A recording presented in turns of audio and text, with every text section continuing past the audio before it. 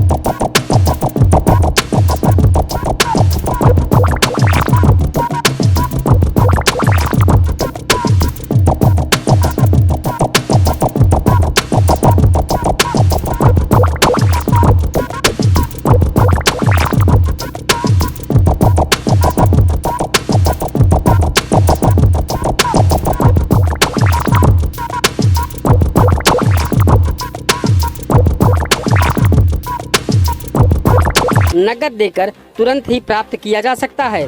वहीं जमानत राशि ट्रेजरी चालान से बैंक या ट्रेजरी में जमा करनी होगी। हालांकि कुछ खास परिस्थितियों में जमानत राशि नकद भी जमा कराई जा सकती है। चुनाव लड़ने के लिए कुछ महत्वपूर्ण दस्तावेजों की भी आवश्यकता होती है, जिनमें से एक जाति प्रमाण पत्र भी है। एससी, एससी महिला, ओबीसी और ओबीसी महिला के लिए आरक्षित पदों पर चुनाव लड़ने वाले उम्मीदवारों के लिए जाति प्रमाण पत्र जरूरी है। मीडिया रिपोर्ट्स के मुताबिक महिला प्रत्याशियों को जाति प्रमाण पत्र जारी करने से पहले मायके से रिपोर्ट लगवाना भी बेहद जरूरी होगा।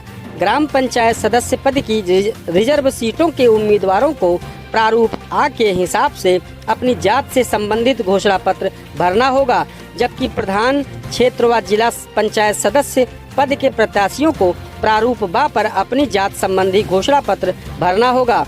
इसके साथ ही नोटरी से सत्यापन भी कराना अनिवार्य है। नामांकन पत्र के साथ ही प्रत्याशी के नाम और प्रस्तावक के नाम की मतदाता सूची लगानी होगी। इसी तरह बीडीसी का उम्मीदवार पंचायत के किसी भी वार्ड से लड़ सकता है, लेकिन उसका प्रस्तावक उसी वार्ड का होना जरूरी है जिस वार्ड से वो चुनाव लड़ने जा रहा है। जिला पंचायत सदस्य पद का प्रत्याशी भी अपने वार्ड के साथ साथ किसी अन्य वार्ड से भी चुनाव लड़ सकता है, बशर्ते उसका प्रस्तावक उसी वार्ड का ही होना चाहिए जिस वार्ड से उम्मीदवार नामांकन पत्र दाखिल कर रहा है। सुल्तानपुर जनपद के जिला अधिकारी रवीश गुप्ता ने नामांकन पत्र के साथ साथ क्या लगने हैं डॉक्यूमेंट पर विस्तार से जानकारी दी।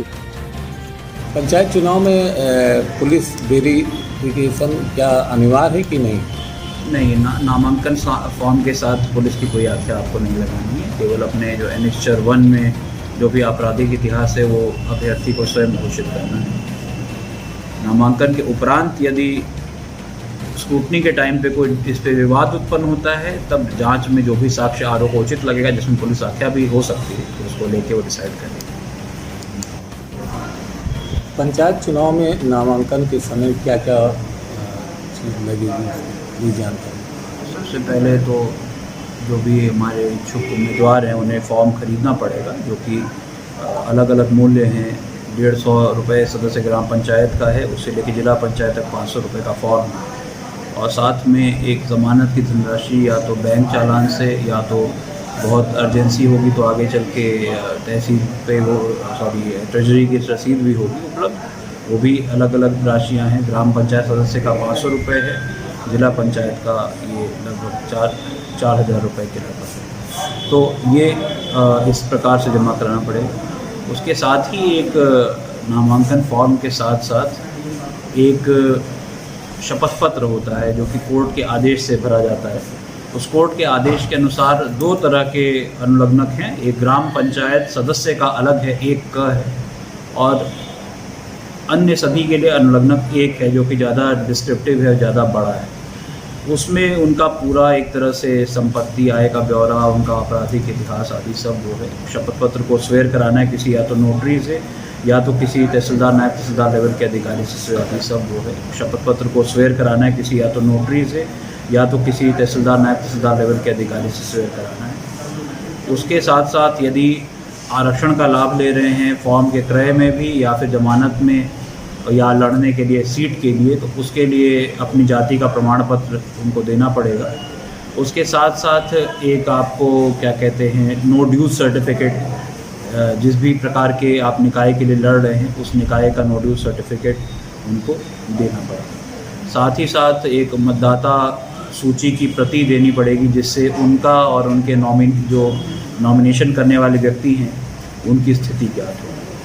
कुल मिलाकर के प्राइमरी डॉक्यूमेंट्स ये हैं। लेकिन उसके बाद आरओ जैसे जब स्क्रूटनी होती है तो यदि कोई विवाद उत्पन्न होता है किसी भी बात की सत्यता को लेकर के, तो उसके बाद एडिशनल जो भी साक्ष्य के रूप में आरओ मांग सकते हैं। जनता में भ्रमित है कि कैरेक्टर सर्टिफिकेट लगेगा।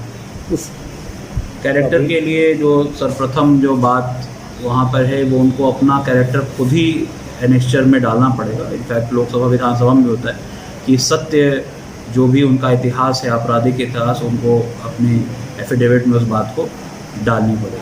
हाँ, आगे यदि विवाद होता है, जांच करने की आवश्यकता पड़ती है, फिर पुलिस आख्या भी लेनी पड़ेगी। आप देख रहे हैं केडी न्यूज, सुल्तानपुर जनपद की खास खबरें।